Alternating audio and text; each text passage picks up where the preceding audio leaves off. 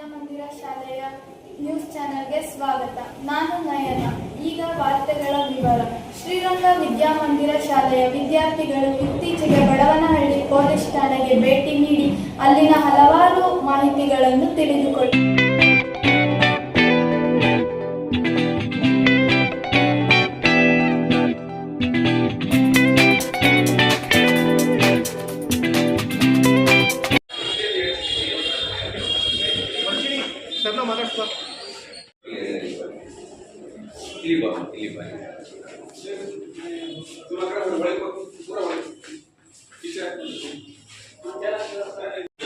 ನನ್ನ ಹೆಸರು ಕಾನ್ರೆಡ್ಡಿ ಅಂತ, ಬಡವನಹಳ್ಳಿ ಪೊಲೀಸ್ ಇನ್ಸ್ಪೆಕ್ಟರ್. ಇಲ್ಲಿ ದೊಡ್ಡೇರಿ ಹೋಬಳಿ ಒಳಗೆ ಬಡವನಹಳ್ಳಿ ಪೊಲೀಸ್ ಸ್ಟೇಷನ್ ಅಂತ ಒಂದು ಇದೆ. ಈ ಹೋಬಳಿಗೆ ಒಂದು ಪೊಲೀಸ್ ಸ್ಟೇಷನ್ ಇದೆ, 98 ಹಳ್ಳಿ ಬರುತ್ತೆ. ತಿಳಿಸ್ಕೊಡ್ತೀನಿ. ಒಳಗಡೆ ಬಂದರೆ ಮಕ್ಕಳ ಹಕ್ಕುಗಳ ಬಗ್ಗೆ ಮತ್ತೆ ಮಕ್ಕಳ ಸಹಾಯವಾಣಿ ಬಗ್ಗೆ ಮತ್ತು ತೆರೆದ ಮನೆ ಕಾರ್ಯಕ್ರಮದ ಬಗ್ಗೆ ಕೂಡ ನಿಮ್ಗೆ ತಿಳಿಸ್ಕೊಡ್ತೀವಿ. ಹೆಂಗೆ ಫಂಕ್ಷನ್ ಆಗುತ್ತೆ ಪೊಲೀಸ್ ಸ್ಟೇಷನ್, ನಿಮ್ಗೆ ಏನ್ ಸಹಾಯ ಆಗುತ್ತೆ ಅಂತ ಕೂಡ ನಾನು ತಿಳಿಸ್ಕೊಡ್ತೇನೆ. ಒಬ್ಬೊಬ್ಬರೇ ಬಂದ್ಬಿಡಿ ನೋಡ್ಕೊಡ್ತೇವೆ, ಯಾರು ಬಂದ್ರು ಯಾರು ಹೋದ್ರು, ಇಲ್ಲಿ ಏನಾದ್ರು ಸಹಾಯ ಬೇಕಂದ್ರೆ ಇವರು ನಿಮ್ಗೆ LP ಅಂತ ನೀವು ಬೋರ್ಡ್ ಹಾಕಿರ್ತಾರಲ್ವಾ, ಆ ತರ ರಿಸ್ಟ್ರಿಕ್ಷನ್ ತಗೊಂಡ್ಬಿಡ್ತಾರೆ. ಇಲ್ಲಿ ಸೆಂಟ್ರಿ ಇರ್ತಾರೆ, ಗೌರ್ಮೆಂಟ್ ಪ್ರಾಪರ್ಟಿನೂ ಕೂಡ ಯಾವುದು ಏನು ಡಿಸ್ಟರ್ಬ್ ಆಗ ನೋಡ್ಕೊಳ್ತಾರೆ. ಮತ್ತೆ ಯಾರು ಬರ್ತಾರೆ ಯಾರು ಹೋಗ್ತಾರೆ ಅಂತ ಕೂಡ ಇಲ್ಲಿ ಮಾಡ್ತಾರೆ. ಕಂಟ್ರೋಲ್ ರೂಮ್ ಇಂದ ಏನಾದ್ರು ಮೆಸೇಜ್ ಬಂದ್ರೆ ಅಲ್ಲಿ ಮೆಸೇಜ್ ಬರುತ್ತೆ. ಎಮರ್ಜೆನ್ಸಿ ಕಾಲ್ ಬಂದ್ರೆ ಅವರು ನಮಗೆ ತಿಳಿಸ್ತಾರೆ. ಇದು ವೈರ್ಲೆಸ್ ಸೆಟ್, ಇದು ಎಮರ್ಜೆನ್ಸಿ ಕಾಲ್. ವೈರ್ಲೆಸ್ ಅಂದ್ರೆ ವಿತೌಟ್ ವೈರ್, ಆನ್ ಏರಲ್ಲೇ ಗಾಳಿಯಲ್ಲೇ ಬರೆದಂತ ಮೆಸೇಜ್ ಅನ್ನ ಅದು ರಿಸೀವ್ ಮಾಡ್ಕೊಂಡು ನಮ್ಗೆ ಏನಾದ್ರು ಸ್ಪೀಡಿ ಕಮ್ಯುನಿಕೇಶನ್ ಮಾಡ್ಬೇಕಂದ್ರೆ ಎಮರ್ಜೆನ್ಸಿ ಇದ್ರೆ ಅದರಲ್ಲಿ ಹೇಳ್ತಾರೆ. ರೋಟೀನ್ ಕೋರ್ಸ್ ಅಲ್ಲಿ ನಮ್ಗೆ ಹೇಳೋ ಮಾಹಿತಿ ಕೂಡ ಅದರಲ್ಲಿ ಹೇಳ್ತಾರೆ. ಇದು ರಿಸೆಪ್ಷನ್ ಕೌಂಟರ್ ಇಲ್ಲಿ ಕೆಲಸ ಮಾಡ್ತಾರೆ. ಆಲ್ವೇಸ್ ವಿತ್ ವೆಪನ್ ಕೆ ಸಾಥ್ ಇಲ್ಲಿ ಕೆಲಸ ಮಾಡ್ತಾರೆ. ರಾತ್ರಿ ಎಲ್ಲಾನು ಕೂಡ ಇಲ್ಲಿ ನಾವು ರೌಂಡ್ಸ್ ಮಾಡ್ತಾ ಇರ್ತಾರೆ. ಹೊರಗಡೆ ಯಾರು ಬಂದ್ರು ಅನಾವಶ್ಯಕವಾಗಿ ಯಾರನ್ನು ಬಿಡಲ್ಲ. ಯಾರಾದ್ರೂ ಬಂದ್ರೆ ತರದು ತಿಳಿಸ್ತಾರೆ. ಆಲ್ಟ್ ಹೂ ಕಮ್ಸ್ತಾರೆ, ಯಾಕೆ ಬಂದಿದ್ರಿ ಅಂತ ಕೇಳ್ತಾರೆ ರಾತ್ರಿ ಟೈಮಲ್ಲಿ. ಈ ಟೈಮಲ್ಲಿ ಆದ್ರೂ ಕೂಡ ಯಾಕೆ ಬಂದಿರಿ ಅಂತ ಇಲ್ಲಿ ಎಂಟ್ರಿ ಮಾಡ್ಕೊತೀವಿ. ಅವರ ಅಡ್ರೆಸ್ಸು ಮತ್ತೊಂದು ಎಲ್ಲ ಬರ್ಕೊಂಡು ಏನಕ್ಕೆ ಬಂದಿದ್ದೀರಾ ಅಂತ ವಿಷಯನೂ ತಿಳಿಸ್ತೇವೆ.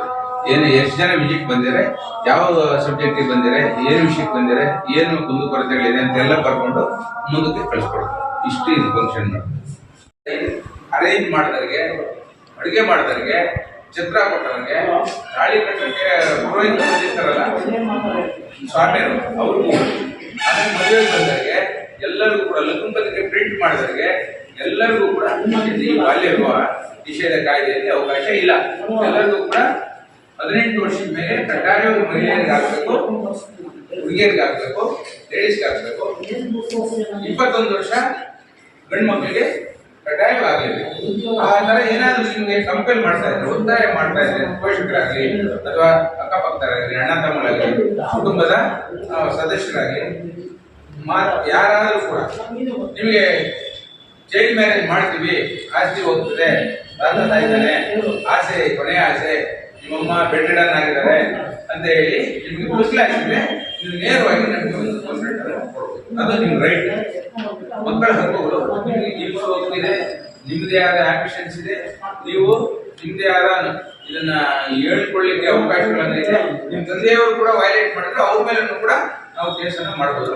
ಆದ್ರೆ ಅವೆಲ್ಲ ತಂದೆ ಈಗ ಮಕ್ಕಳ ಸಹಾಯವಾಣಿ ನಿಮ್ಗೆ ಯಾವುದೋ ಒಂದು ಸ್ವಲ್ಪ ನಿಧಾನ ಮಾತಾಡಿ ಅಂತ ಮಕ್ಕಳ ಸಹಾಯವಾಣಿ ಅಂತ ಮಾಡಿದ್ದಾರೆ. ನಿಮ್ಗೆ ಏನಾದ್ರು ಎಮರ್ಜೆನ್ಸಿ ಕಾಲ್ ಇದ್ರೆ ಫೇಕ್ ಕಾಲ್ ಮಾಡಬಾರ್ದು, ಸುಳ್ಳು ಮಾಡಬಾರ್ದು. ಇನ್ಫಾರ್ಮೇಶನ್ ಫಾಲ್ಸ್ ಇನ್ಫಾರ್ಮೇಶನ್ ಸುಮ್ಮನೆ ಅನಾವಶ್ಯಕವಾಗಿ ಕೊಡಬಾರ್ದು.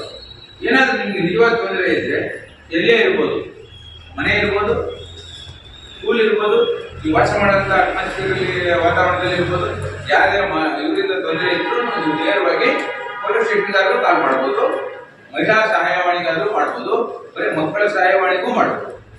ಹೀಗಾಗಿ ನಿಮ್ಮ ರಕ್ಷಣೆ ಮಹಿಳೆಯರಿಗೆ ಮತ್ತು ಮಕ್ಕಳಿಗೆ ರಕ್ಷಣಾ ಆಯೋಗಗಳು ಕೂಡ ಇದ್ದಾವೆ. ಈಗ ಮಹಿಳಾ ರಕ್ಷಣಾ ಆಯೋಗ ಅಂತ ಇದೆ, ಮಹಿಳಾ ಆಯೋಗಗಳಿದ್ದಾವೆ. ಇವೆಲ್ಲ ಇಂಟರ್ನ್ಯಾಷನಲ್ ಲೆವೆಲ್ ಅಲ್ಲಿ ಒಂದು ಕನ್ವೆನ್ಷನ್ ಸಮ್ಮೇಳನ ನಡೆದಾಗ ಮಕ್ಕಳಿಗೆ ಇಂಥದೇ ಹಕ್ಕುಗಳು ಇರಬೇಕು, ಮಕ್ಕಳ ಹಕ್ಕುಗಳನ್ನು ಹಿಂಗೆ ರಕ್ಷಣೆ ಮಾಡಬೇಕು, ಅದೆಲ್ಲ ಹೊಣೆ ನಮ್ಮ ಪೊಲೀಸ್ಗೂ ಇದೆ. ಜೊತೆಗೆ ಈಗ ವಿವಿಧ ಇಲಾಖೆಗಳು, ಸಮಾಜ ಕಲ್ಯಾಣ ಇರ್ಬೋದು. ಈಗ ನಾವು ಆರ್ಟಿಗೆ ಭೇಟಿ ಮಾಡ್ತೀವಿ, ಅಲ್ಲಿ ಮಕ್ಕಳಿಗೆ ಏನು ತೊಂದರೆ ಇದೆ ಅದನ್ನ ಕೂಡ ಕೇಳ್ತೀವಿ. ಅವ್ರಿಗೆ ಸರಿಯಾದ ಪ್ರೂಫ್ ಕೊಡ್ತಾರಾ, ಇವ್ರು ಸರಿಯಾಗಿ ಸ್ಯಾನಿಟೈಸೇಷನ್ ಇದೆಯಾ, ಸರಿಯಾಗಿ ಸ್ವಚ್ಛತೆಯಿಂದ ಇದ್ದಾರಾ, ಅವರಿಗೆಲ್ಲ ಊಟ ವಸತಿ ಎಲ್ಲ ಕೊಡ್ತಾರಾ, ಇದನ್ನೆಲ್ಲ ಕೂಡ ನಾವು ಮತ್ತೆ ವಿವಿಧ ಇಲಾಖೆಗಳು ಕೂಡ ಆಗಿಂದಾಗೆ ಸಮಾಜ ಕಲ್ಯಾಣ ಇಲಾಖೆಯವರು ನಾವು ಅಥವಾ BO ಶಿಕ್ಷಣ ಇಲಾಖೆಯವರು ಎಲ್ಲ ಅಧಿಕಾರಿಗಳು ಬಂದಾಗ ಒಂದೊಂದು ಸಾರಿ ವಿಸಿಟ್ ಮಾಡ್ತಾ ಇದ್ವಿ. ಸ್ಕೂಲಲ್ಲೂ ಕೂಡ ಮಕ್ಕಳಿಗೆ ಏನೇನು ಹಕ್ಕುಗಳಿದೆ,